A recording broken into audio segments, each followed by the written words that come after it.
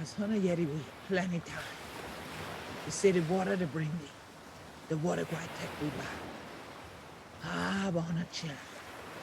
So time we quite we do with this year. But the hell of them, answers to them. We done. Crack it teeth. A land we for say this year. And we ain't with us no say. When I say this year, oh, that this your water. When I neck we all around the world.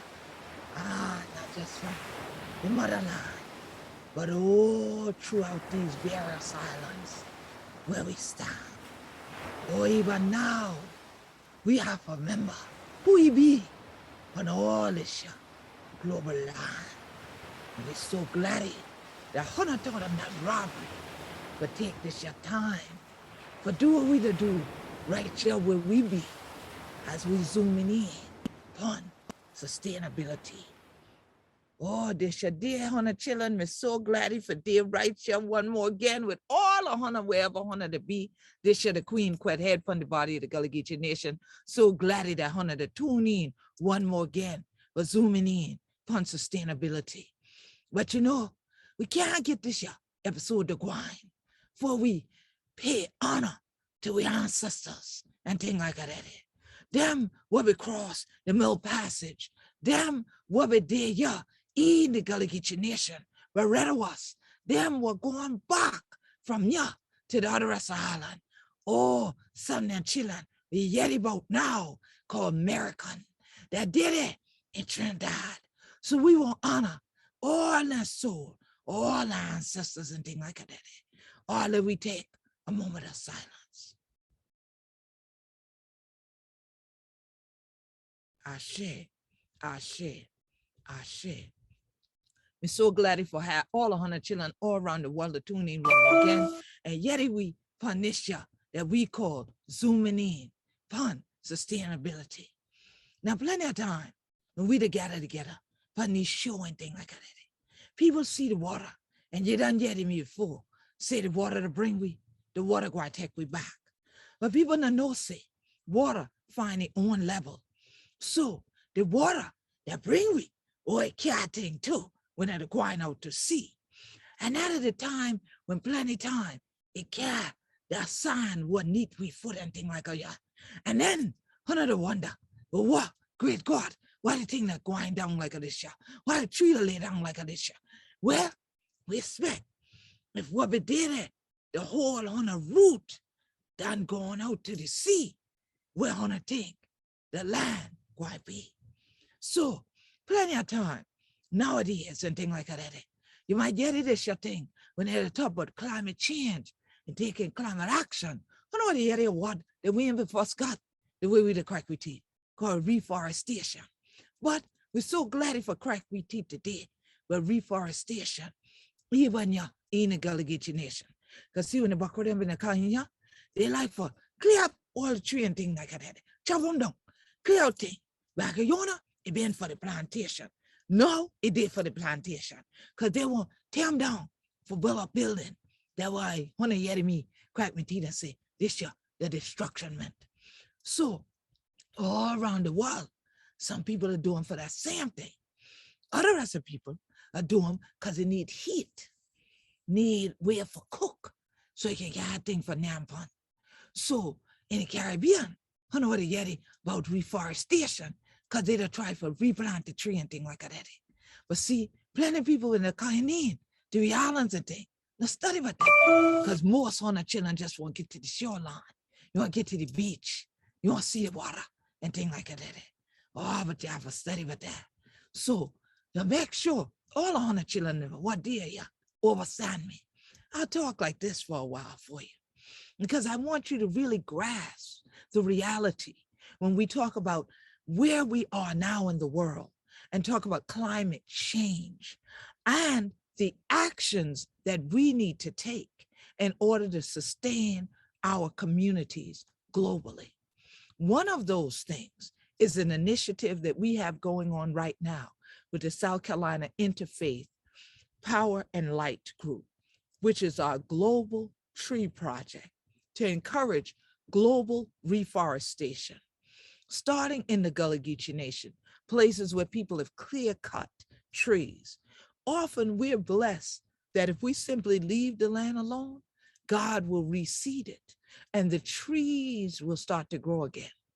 But while we have sea levels rising and people have clear cut trees just so they can get that waterfront view, that is a problem because we also have 5 seasons of the year here, one of which we're in the midst of, the peak of, which is hurricane season. So when we talk about reforestation, it ain't just dry long soap. There's always a reason.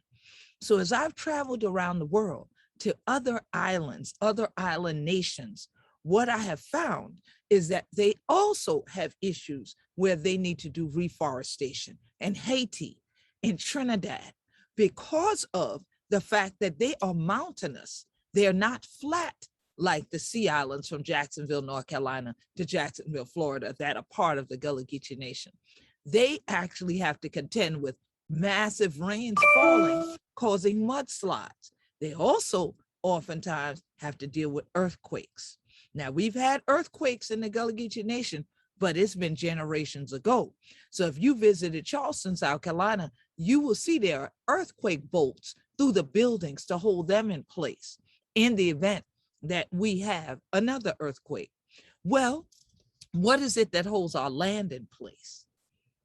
As you know, in the center of the Gullah Geechee Nation flag, there's a tree, human bodies intertwined, representing our ancestors and our ancestral legacy.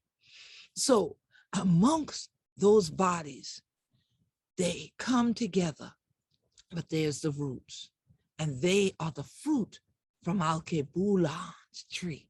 We are rooted here in this sea island soil, and without the roots, the sands go out to sea. The sands go out to sea, there's no sea islands. There ain't no me, because this year, the way we be, and we be Gullah Geechee anointed people. Now, part of our family that journeyed back into what we call the Caribbean or the Caribbean actually ended up going from Bermuda, which is very close again, when you go across from North Carolina or go across from upper parts of South Carolina, very close to Bermuda.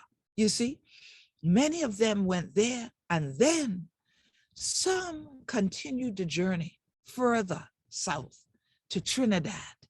And so we have family on those islands, but they're not called Gullah Geechee. They're called Merkin. And so it was an honor to go to the islands to learn more about our relationship through rice, and then only find out that's not the only root that we share, that we literally share the bloodline and we share the legacy of being those that have certain traditions that we still are fighting to hold on to on these lands of these islands. So one of the people that greeted me, welcomed me, and we got to nyam on some of the rice together and things like that there, was my sister Akilah, Sister Akilah Jaramogi. She is with me today from Trinidad. Sister Akilah, how honor to do? What going on down there in Trinidad? Come on the scene so the people can see on a beautiful face and tell me how the family be in Trini.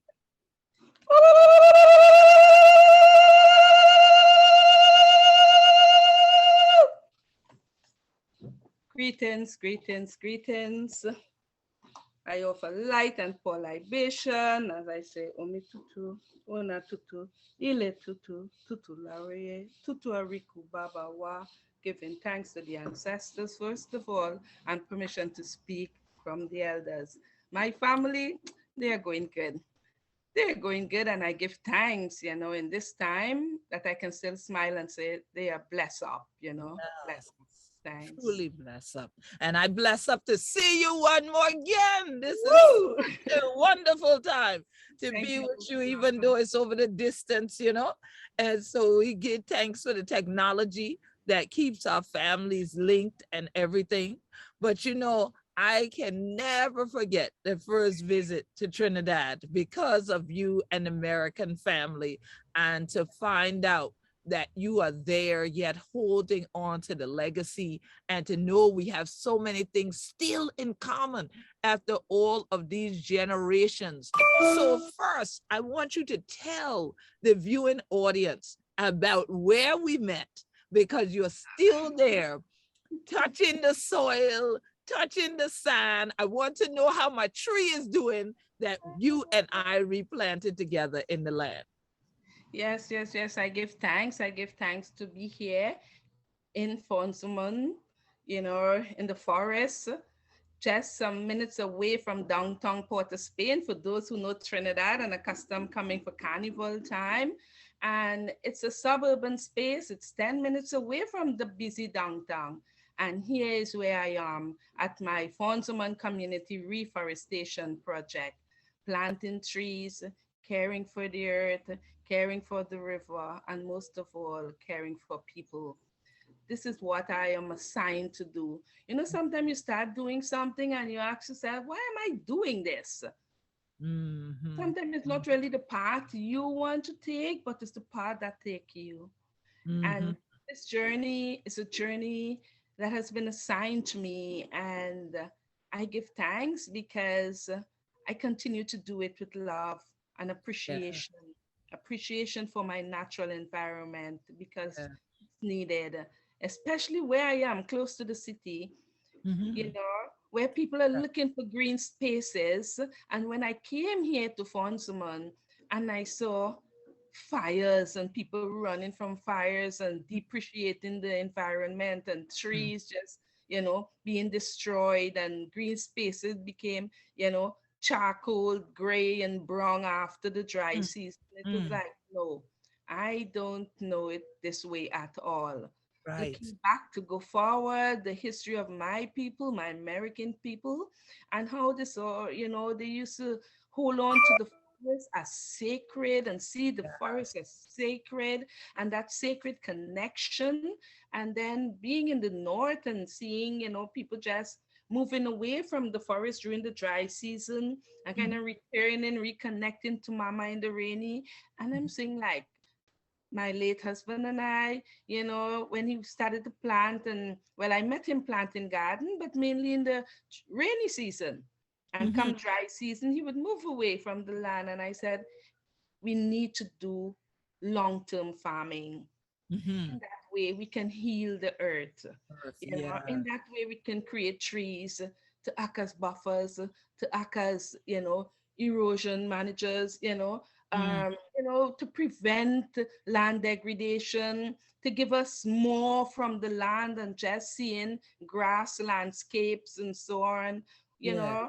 And this is what I encouraged him to do. And Mhm, here we are from the early 80s to now in the forest, where you can hear the story of converting a fire climax zone into now a healthy agroforestry project. This is yeah. what Consuman is all about, That's what it's you all know. about. And Yeah. this is what I'm doing. And, this is Powerful. what I've exposed my children to, and the children of the community, not just our community in St. Arns, but a national community, Mhm, where they mhm. can come here and just be connected to nature, and I feel grateful and I give thanks. Yes, I give thanks for you. So that's why when we were here in South Carolina talking about reforestation and replanting trees, it all came from first having a discussion about climate change and all the different things you've mentioned, the air quality that gets improved by having trees, having this place and space where people can center themselves, and so therefore heal human health as well as healing the environment. And our sister in Faria was on there, and she's a native of Pakistan, and she lives here in South Carolina now, but she was speaking about this million tree planting project that was to go on in Pakistan because of just what you said, this urbanization that has come in that now has extracted from the earth. And people really don't recognize how much that extracts from our very souls, that they don't recognize that the more that we kill the trees, we're killing ourselves, The more that we disconnect from the land, we're disconnecting from God. And so when you mention not doing something seasonally, because we live every day, that's Yeah. all year. It's not okay the rainy season you're alive, and then where you go when the rain stop, you can't go, you're still here. So what do you do? So when you talk about farming and reforestation, how do you incorporate both at funds amounts? How do you incorporate both things? Because a lot of times people only want to talk about one or the other in isolation, the way they want to isolate themselves over the seasons, like you mentioned. Okay, well, first of all, you have to have a plan. You have That's to have true. a plan how to cope with the different stresses around the environment. And now with climate change, again, you have the inconsistent weather patterns. Mhm. So, long ago you would have a rainy season and a dry season. Now with climate change, you have extreme dry conditions, dry season running at a longer period, or Mhm. rainy season rain falling in January and all kind of stuff. So this is what we have to cope with. Yes. Over the years, what we have done is plant the type of crops that can tolerate, the dry season and the rainy season. So Mm. in that way, trees will survive. Then again, in planting out, you'll have to know what kind of trees to plant as nursing trees that will bring shade quickly to your space that you want to reforest. Because sometimes planting hardwood trees, you would find the growth is slower than the short term or soft trees. Like when you talk about bacano and buffalo, those are softwood. But when you talk about crapo and mahogany, and teak and apple mat and serret, these are hardwood trees. So you Mhm. find them taking longer. And even when you look at evergreen, when you're planning your reforestation or planning your farm or whatever you want to cover the earth with, what choice of crop you choose, then you have to think about the evergreen ones and the ones that are deciduous or semi-deciduous, because we think about wellness.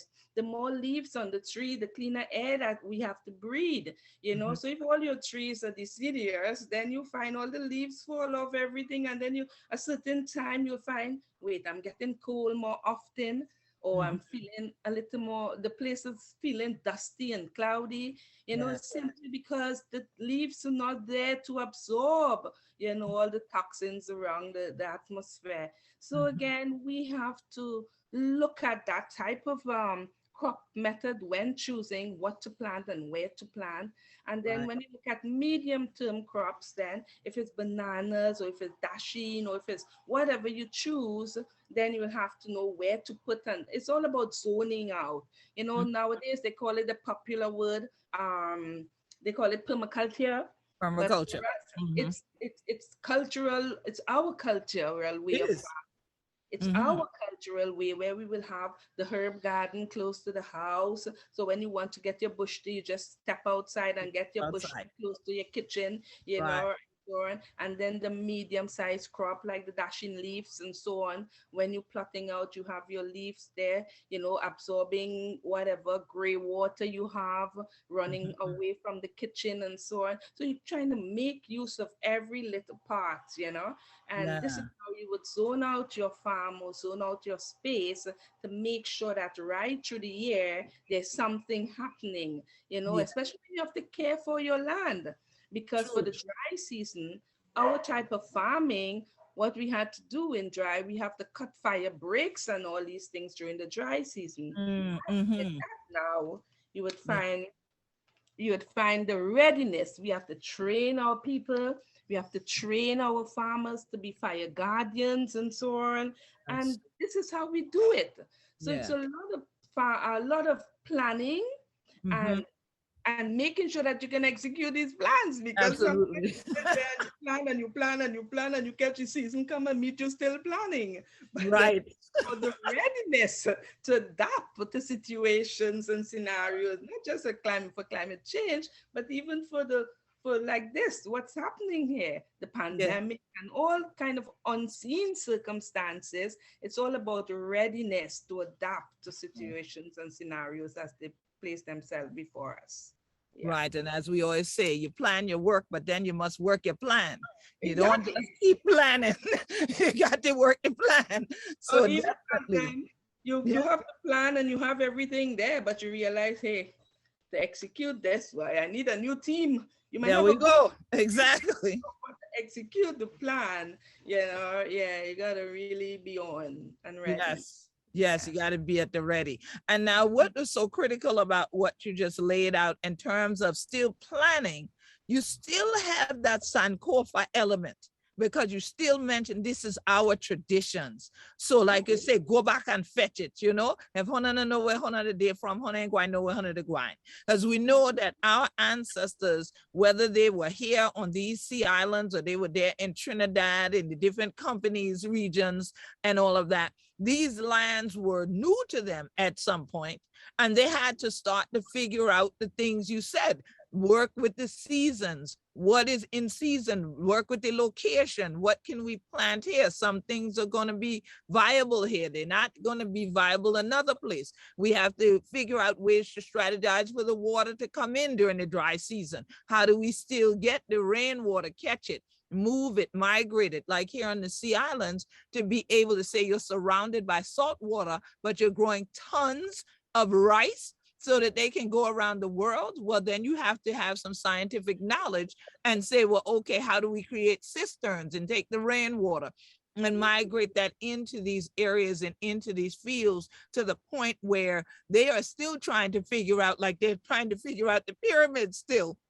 How did we manage this kind of knowledge? But this is a part of our African ancestry, and being able to adapt and adjust in various environments also takes scientific knowledge. A lot of times people discount that, especially from us as women, African women. They discount African women's ability to do scientific things, and we've been doing them since the earth was here and we were here. We just don't get the credit. So when you start talking about looking back at your ancestry as American, please tell the people, who are the Americans in Trinidad, and how does all of this really connect to you in terms of continuing what you're doing today? Okay. I am American. Yes, I'm proud to say I am Americans. And again, the Americans are African Americans, my African ancestors who came from Nigeria, Ghana, Senegal, Ivory Coast, Sierra Leone, Congo, and settled and were forced and taken on plantations in the US, Mhm. North and South Carolina, Georgia, Virginia, Florida, Mhm. and they were placed on these plantations and they worked Mhm. hard, but they Yes. know that they didn't want to stay there. They Right. always try to find plans and ways, devised ways to get out Mhm. of Mhm. bondage.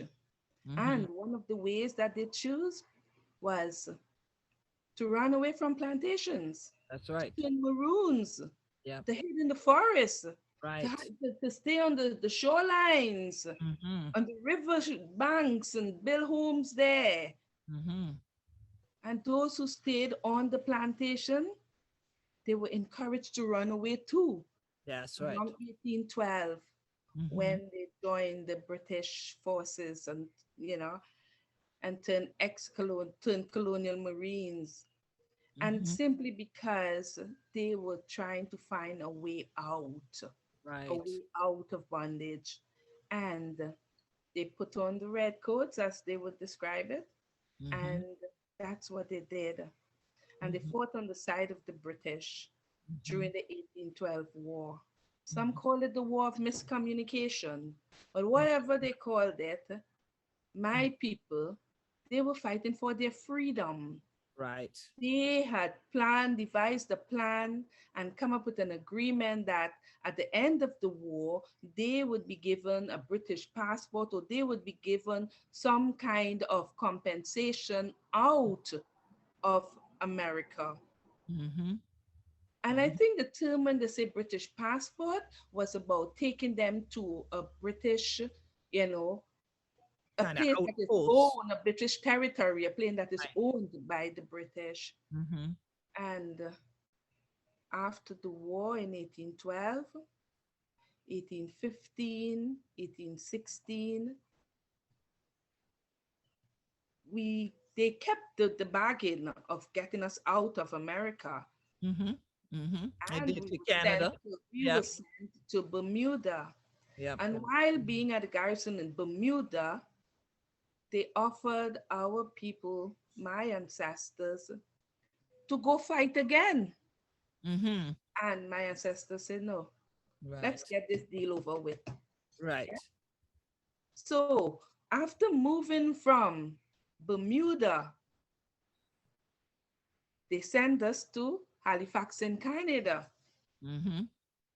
It was a very cold, that time was very cold. Very cool. Conditions was not at the best. It wasn't like a five-star hotel. I'm moving you from Bermuda to, no. Oh. And most of all, when we turn and we let them know that we are not interested in fighting anymore. We want our freedom. That was the arrangement. Right. Yeah. Mm-hmm. So it even had some of the Maroons who were there at the shoreline just hiding out.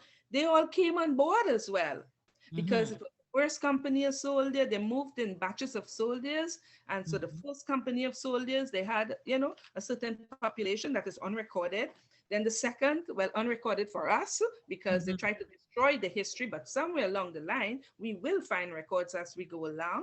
Yes. We had the For first sure. company of soldiers, the second company, third, fourth, fifth, and the sixth company of soldiers was the largest company, because our African people just boarded the vessel, whether they were Mm-hmm. fighting for the British or not. They were going, they were getting out of America. Yes. However, in Florida, we had some who chose to stay. About Right. 270 of them stayed around the Apachicola River side there, where the British had built a fort in Mm-hmm. 1814, between Yes. 1814 and 16. So they stayed on. But in 1818, a couple months after, the Americans destroyed that fort What? and Mm-hmm. killed all the Africans that were there, Yep. you know. Found them. However, those who choose to move on, when they reach to Canada, some of them stayed in Canada, same way as some of them stayed in Bermuda, because they were just trying to find ways to get out, to get to Absolutely. freedom. Mm-hmm. So when they reached in Canada now, then they decided, okay, we have a British territory down south, Mm-hmm. because they were thinking about where to send these fully trained soldiers, Yes. fully Yes. skilled, robust, strong black men and women Men, and women. children. Yes. Mm-hmm. So they couldn't send them. At that time, slavery still existed. It wasn't emancipation yet. You're talking Right.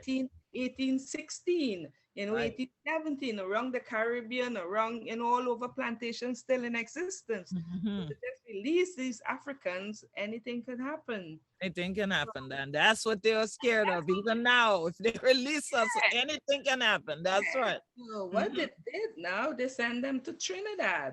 They Right. sent my ancestors to Trinidad, way down to the southeastern parts of Trinidad, Mm-hmm. virgin forests.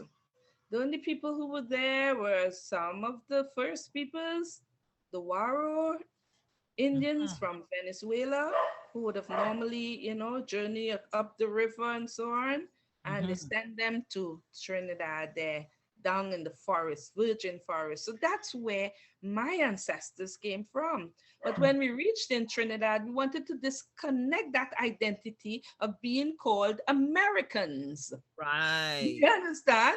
Right. Being called American, we wanted to disconnect.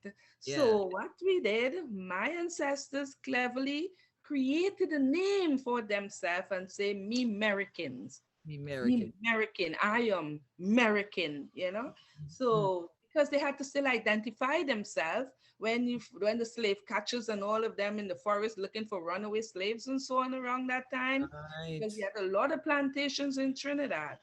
So Mm-hmm. you'll always find marinage going on. You'll always find people running away, living in the forest. You'll always find that Yeah. happening. So when these guys, these raiders or these, folks from plantations who going out there to hunt runaway slaves, When they bump into American man or woman or child, they would have to identify themselves. Mm-hmm. So that is where, the word American came from. Mm-hmm. Instead of saying American, they Right. call them American. American. My American. ancestors came with the third batch of soldiers and fifth batch and sixth batch of soldiers, and settled in South Trinidad. Mm-hmm. And today I look back at how they survived. Yeah, They came in here, but they came with their skills as well. You absolutely. know, they were masons and carpenters and farmers and midwives and teachers and preachers, and they had the skills. Yes. And that is what they used to build Trinidad and Tobago today. Right. We Right. contributed to the building of this Trinidad and Tobago, this country, Trinidad and Tobago. Even though a lot of my ancestors, a lot of my relatives left and they Mm-hmm. went back to Canada. Some went to Canada, some went to the UK, some went to the US, Mm-hmm. some went to the Bahamas. But most of them who stayed here, you can still find the company villages there today. My mom is still at Six Company. She's 87 Oh, years old, and my wonderful. sisters and my relatives are still there. But I am in North Trinidad, but I still work like if I am at home. You Home. know, I Mm-hmm. create this jungle here in the city. That was Mm-hmm. once being called the fire climax zone. Vegetation was just razor grass, coconut, and palm. And over the Mm-hmm. years, we have planted over 100,000 seedlings to bring Wow. the Wow. forest into what it is here today. Mm-hmm. A list of hardwood trees, a list of fruits, a list of herbs, you Mm-hmm. know, and craft materials. So I myself can make my art and craft, showing how Yeah. you can create sustainable, production, sustainable employment, sustainable way of Right. life in the forest by working and living in harmony with the forest. So Yeah. again, I always pay gratitude and express thanks to my ancestors, seeing Mm-hmm. how they lived and how they valued the forest and see the forest as sacred, see the forest as their friend, see the Yeah. forest as you know, they're everything. They're everything. I give Absolutely. thanks. I give thanks. So when Yes. I see people treat forests without respect, So true. you So know, true. I tell So them true. whatever you do, it will come back to haunt you. Right. So That's please right. don't make the mistake twice when it comes to the environment. You That's know, right. That's it's right. too precious to lose. So like when you see they cut down trees and then, but I'm sorry, you cut down 100-year-old tree, you can't get that back Back. tomorrow. you Mm-mm. know so your action need to be considered. Before you do what you do, you need to think twice. You need to come to Fonsuman and listen what we are saying. Look at how we are living with nature. Mm-hmm. And like when the children come in the forest and they're singing and they're ready to plant, or even big ones, you say, this is our earth, you need to survive. Plant some trees and keep them alive. The rivers and Beautiful. springs we need to survive. Protect our forests and the wildlife. Protect our forests. Save Mother Earth. Protect our forests. You have one earth. So, you're telling them, you're planting the trees and you're making sure that they stay alive. You Mm. plant them with love. You plant Yeah. them, with appreciation for getting the opportunity to doing it. Yeah. And so I keep, practicing what my foreparents did. You Yeah. know, Mm. holding on to the land and never get weary. There's a popular chant they sing, never get weary yet. Yeah. Never get weary yet. 40 long years, we walking in the field and we never get weary yet. So they work and they work and they work but then with a joy because they're working for themselves, you Yeah. know. So Yes. that's what, because like for me, I know the work is hard. I know True. the work is So hard. true. And Mm-hmm. I'm a trained firefighter with the Trinidad and Tobago Fire Services. I'm Outstanding. trained, to deal with forest fires and so on. And Mm-hmm. I'm also trained with the Ministry of Agriculture that when we're in the forest, what to do. So in both ways, we know it's hard work, but when you have the information and you can plan how you do what you want to do, then you just do it with the joy. And plus the Yeah. training from my four parents, where when they're planning, you will see they have a fence and they will have it like edible landscapes. you would find the Bodhi and the passion fruit and the barbadine, all the vine crops growing on the fence of the property, and then that way you say, wow, instead of just seeing ornamental stuff, you see in the edible, Edible. stuff just growing there. And it's just like a joy. And I always remember as a child, just Yeah. loving the forest. And this is why I'm connected today. Yes, yes. And even when you sing the song, it reconnects us here today because on this side the water, we do work together, chillin', don't you get weary. Work together, chillin', don't you get weary. Work together, chillin', don't you get weary. Great camp meeting in the promised land. So you see, so that is that promised land, that great camp meeting spot was always in the forest. So when you talk about the maroon, don't care where we be here in the Gullah Geechee Nation, whether we go in backyard there with Mama G them, wherever we be, we go into the forest. You can't hide in the wide open. So you go into the forest. And then like you mentioned, you go in there, you find the things you can yam pun, you find the things to heal the body, you find the thing that you can make the salve for the skin, you find all of this. And meanwhile, while you are picking and eating and doing these things to heal, here naturally, Mother Earth is healing you because you're amidst all of this green foliage. It is doing its job. It is taking the toxins we breathe out and taking it in and giving us more oxygen. All this cycle of life, that so many people, like you say, have no respect for, have no regard for. And now, only because of the pandemic, it looks like, people who have urbanized everything, who have brought what I call pure destructionment to the earth, have started to recognize the value of being near where there are parks, where there are forests, where there are trees growing. And now the scientists, right, they want to study that and say, oh, wow, yes, you get healed even in your emotions. You get healed and you get back in balance. You have people with psychological harm that it starts to quell when they get out where there are trees. So not only just the respiratory aspects that they teach us about sometime in school about what the trees do with photogenesis and so forth, but also what does that do psychologically? And our ancestors, our communities, we've always known that there's a spiritual connection there. So we would go in the wilderness. We have a spiritual that says, how do you feel when you come out the wilderness? Leaning on the Lord. And so here it is. It's like we want people to go into that wilderness and come out feeling healed, come out feeling robust, come out with that power and that energy that they want to plant a tree, that they want to plant that vegetation that you talk about that's edible, that can be along the same lines. Like you said, you mentioned permaculture. People like to use all these new terms, but these is our culture.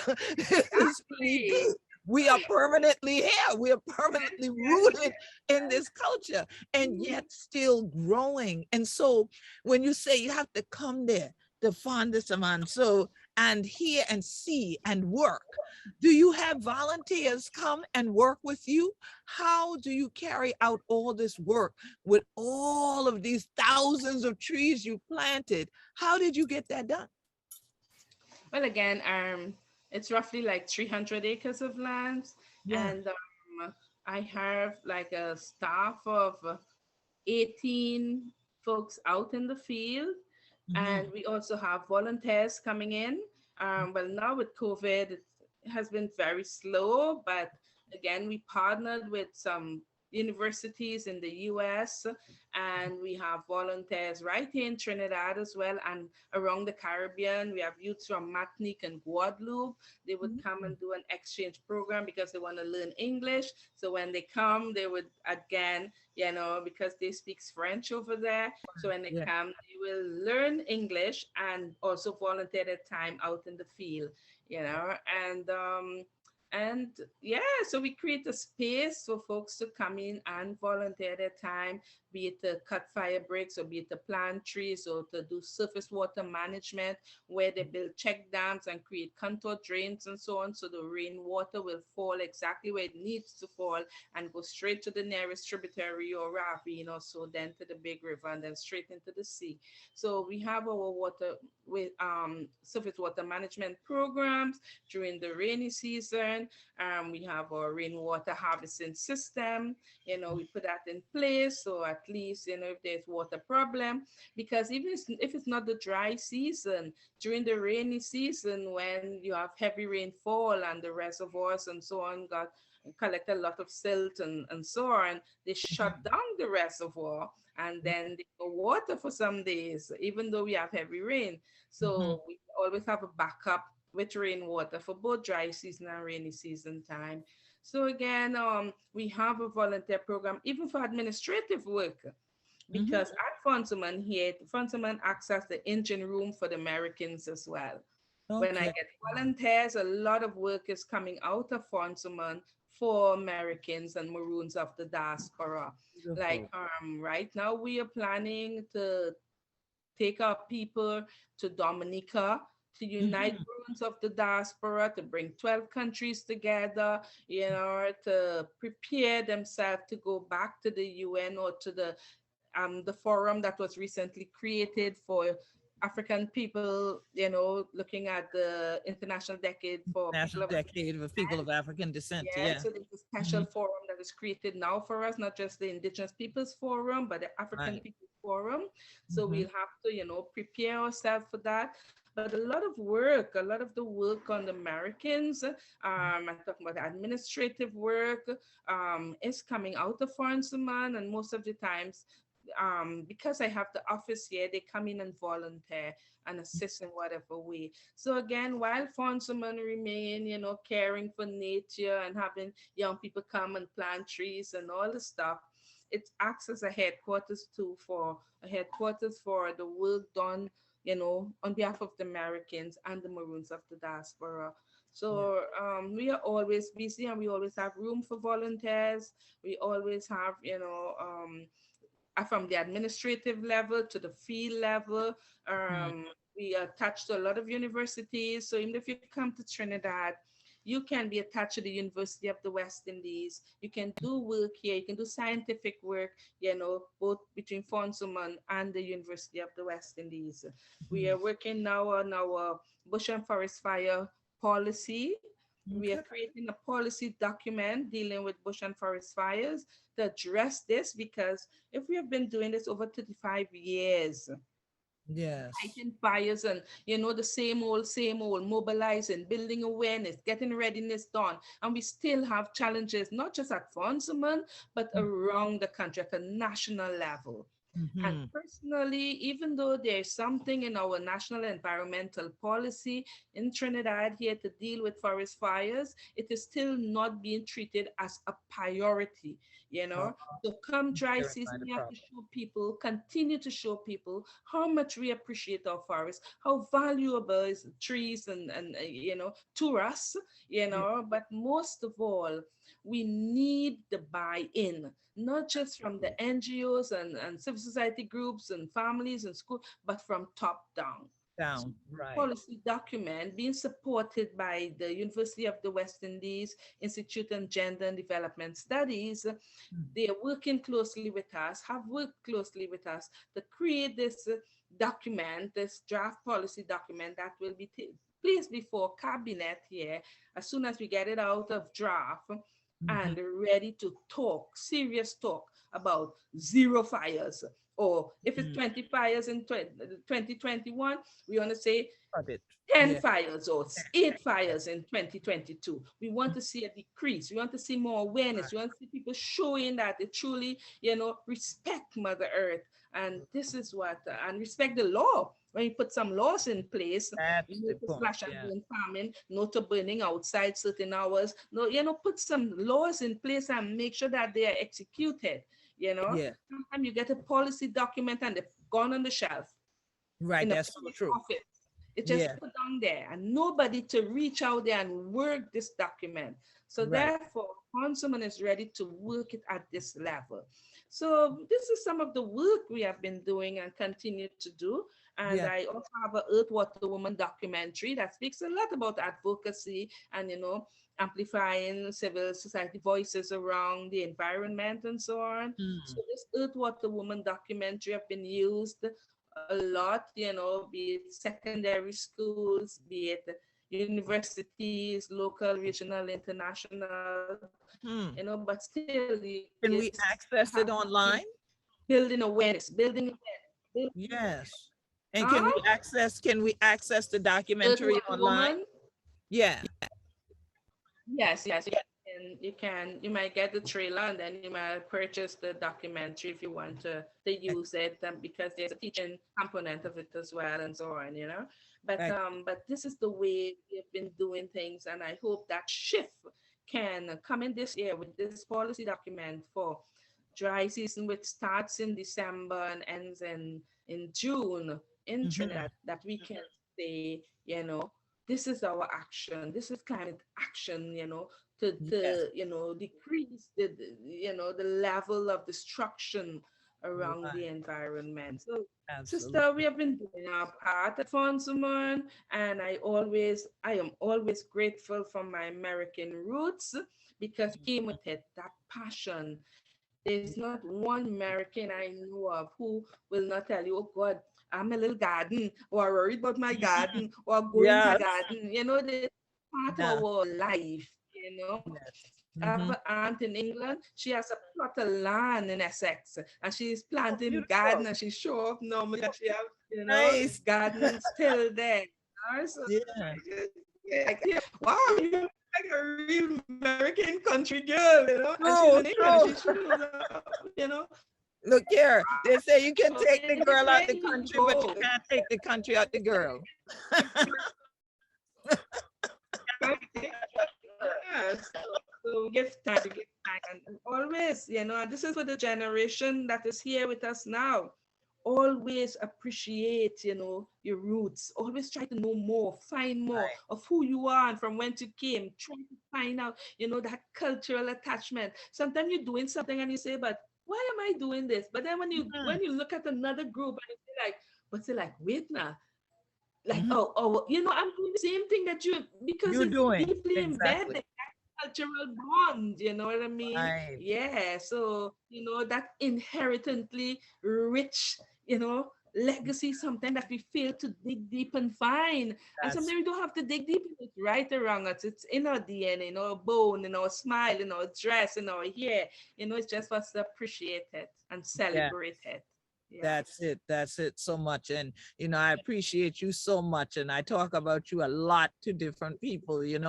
And when Rona go about she business, we're going to have to bring you here to the Sea Islands in the Gullah Geechee Nation so that if we can extract you from the land, then fund some months and bring you here for a week or so, to do on the ground workshops with us at the Gullah Geechee Sea Island Coalition so people can really engage and you can see the lay of the land here and what we can do even better. Like now we're trying to get people to really do rain gardens. We want to learn more about the system you have in place so that your water runs the right way, because the way that counties dig ditches here, they are not sustainable. They're not done correctly because they're not maintained consistently enough. So we want to learn better techniques. And so a lot of times people don't think about just going to their own cultural community to get those better techniques. And it's important that we couple that ancient traditional knowledge along with best practices now. And so it's so wonderful to know the work that you are doing on the ground and then all the way to the university and then all the way to the government.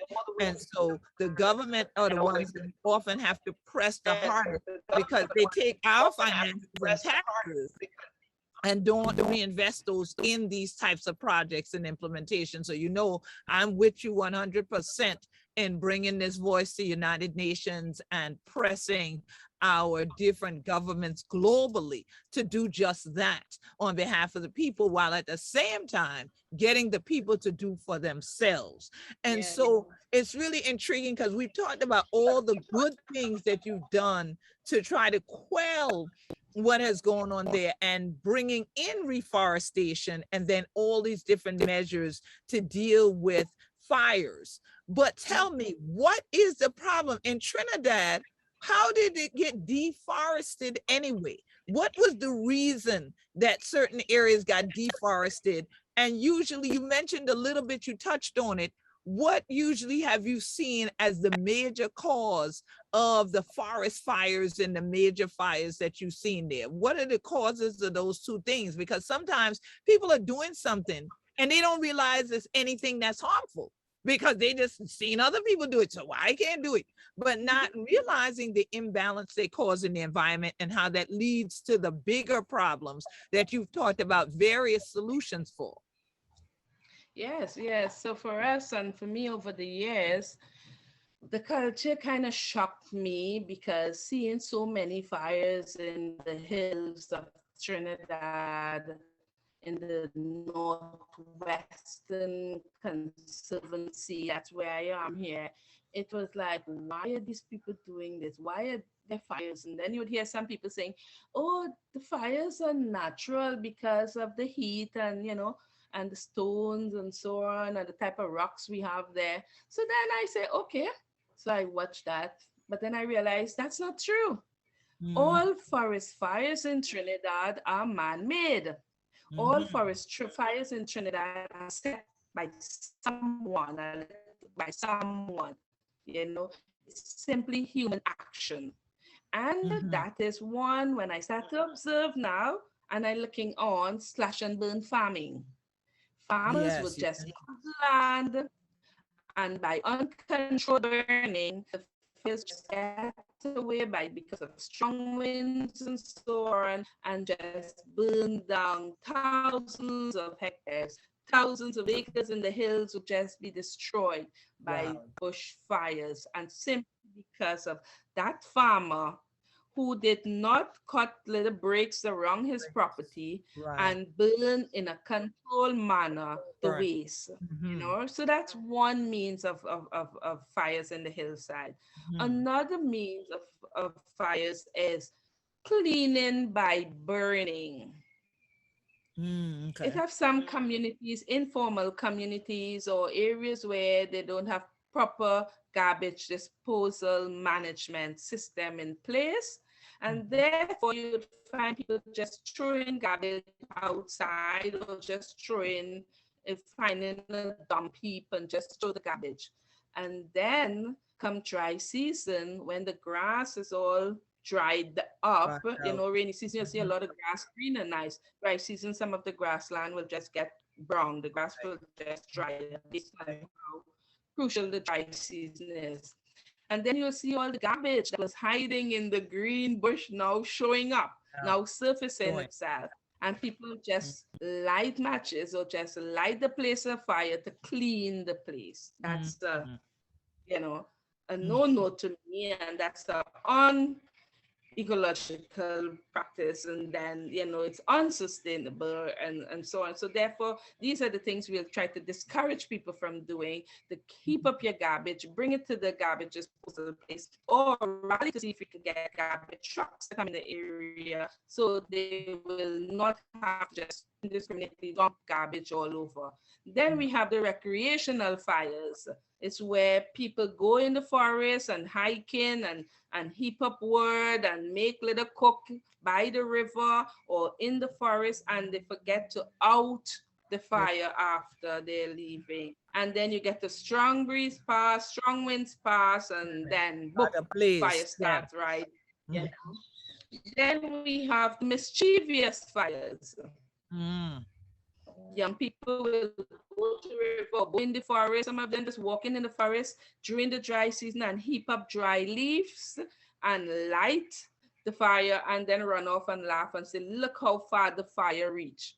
So that's just mischief, pure mischief, and lack of education and information, because they know because if they know that they will be punished for that wrong or that crime, they Mm-hmm. will not do it. Good. So therefore, this is where the law needs to take action. This is where Mm-hmm. policing in our policy document is embedded there. Mm-hmm. Because we of ourselves not going after people and trying to play police, and next thing it's all kind of Yeah, our incident. lives in danger. Yeah. But the authorities who are responsible will or should take action there. So you have the mischievous fires. Then you have spiked fires. Spiked Mm-hmm. fires is in a way that somebody don't like you, they will go to the back of your land or where you live close to the forest and just light fire and burn Wow. up your garden. And then that fire will just get wild and just burn down. Yeah, Burn the yeah. house, Just go everything wild, down. just Yeah. destroy the forest. So we have a lot of causes around forest fires in Trinidad, but most is the slash and burn farming, the recreation, or also by hunting. We have hunters when they go in the forest to hunt. Some Yeah. of them smoke out animals. Yeah, they light Ah, fires for the animals to come out. And then the yeah. wildfires just go all over the place. Just Then they erupt. let go the dogs. When Wow. running away from the fire, the dogs will get the animal, and then so it's not Yeah. eco-friendly at all. So these are some of the Right. causes that you will find. I can talk about Trinidad that is Right. happening, that is destroying our forests. So hence the Right. reason why it becomes a culture. It Yeah. becomes a cult. And Mhm. some also who has like big estates, and they cannot harvest the fruits or whatever because it's overgrown, they would just set fire and burn out the place, so that like the snakes and so on will run off, and then Yeah. they will get access to go in the interior of the estate. But then it's still an unecological practice. Absolutely right. So these are things that are highlighted in our draft bush and forest fire policy document. And Yeah. these are actions that are quite destructive to the environment. And if we can Absolutely. educate people about the do's and don'ts of their culture, because some of them it's like part of their culture. They look Right. forward to the dry season, like fires. Wow. So if we can discontinue those negative practices, then we can have a Have a cleaner, more. greener Yeah. community and country. Absolutely. Yeah. And sustain the country. And so Yes. all the 100 children who joined we today, we're so glad that 100 tuned in and got my sister Akilah here to tell us these things, because sometimes we're doing things we don't realize what we're doing. But I want you to realize how you can help no matter where you be. You can go to www.scipl.org/global tree project. So global with a dash, tree with a dash project. And you can donate now. All right. And when you see the little links, that's Trinidad. If you want to donate directly so that you give to the work that they are doing there in Trinidad, you can do it through there. We are going to have this global tree initiative going on. We're going from September the 4th to October the 4th. Now, when we're done, Sister Akilah and them are not done. And they are not done. So tell them what's your website, and do you have a Cash App that people can also make direct financial donations to the work that you're doing? Okay, so most of the times, like we would tell folks to just go check us out, send us email. Our email address is FACRP1@yahoo.com. They can go check us out there, or www.facrp1 www.facrp1.webs.com. So they can check us out there, or just Google search FACRP and you'll find a lot of information. We are also on Facebook. We're also on Instagram. You can also look up Akilah Jaramogi Fonsaman Community Reforestation Project, or our technical advisor, Kemba Jaramogi, who is my daughter and who is my young boss, I call her. Sometimes she can be my boss. And yes, Just look at Akilah Jaramogi, and yeah, you will get a lot of information. Look up on our Facebook page as well. You see all the thousands of school children. We work with from preschool to tertiary level. The baby children come in the forest and they sing reforestation, reforestation, planting back of forest. Let me hear you. Reforestation, reforestation, planting back of forest. So they sing and they clap and they, and that's the way, the joy in being in the forest. And same way, when we have volunteers who come in person, they get a truly beautiful experience. Hiking and going to the river and planting and cooking and it's just, and also get a chance to make my natural jewelry, because I do a line of ecological jewelry. You can check out Akilah's jewelry, and so anywhere you want to volunteer, you're welcome. Yeah. Yes, wonderful, wonderful. And I can attest personally to the wonderful experience there on the land with the Jaramogi family. They are blessed up, you hear? And so it is such an honor to have you here, to know the work is still going so well in the midst of it all. And we continue to raise you in prayer. We continue to send out blessings to all your hands touched and everything. And definitely you all continue to follow we at Gullah Geechee on Twitter and on Instagram. We're going to be posting and reposting this so that you know how to get involved and get engaged. And also subscribe for free to gullahgeechee.tv so that you can connect with we. And all of this here for we is about saving we land wherever we to stand. And so make sure you follow gullahgeechenation.com to keep up with more activities and more of the partnerships and collaborations that we're doing globally, because we have to continue to make sure that we take a stand for the land. As I always say, if we take care of Mother Nature, and nurture her, she will nurture us. And so definitely, my sister, any final words for the family before we sign off? Okay, I just want to say, continue to give thanks, continue to give thanks, and continue to respect Mother Earth. Ashe, Ashe. Ashe, Ashe, Ashe. So thank you to all 100 children who tune in with we one more again. They share the Queen Quet, head upon the body of the Gullah Geechee Nation. I so glad that we can still grind into the wilderness and make sure that when we come there, we bring the whole family. We have celebration all from nation to nation, and to know that the root still going did it. Even when we go into the realm of the ancestors, guess what? We spirit become part of the tree, you see? And so that's why you want to hold on to the land. You want to hold on to the legacy. We encourage you, get rooted with we and plant a tree. We got to support some global reforestry. Peace, love, blessings, and good health wherever honor to be.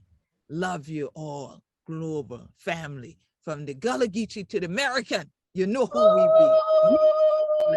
Anointed. Peace, everybody. Ashe. Ashe.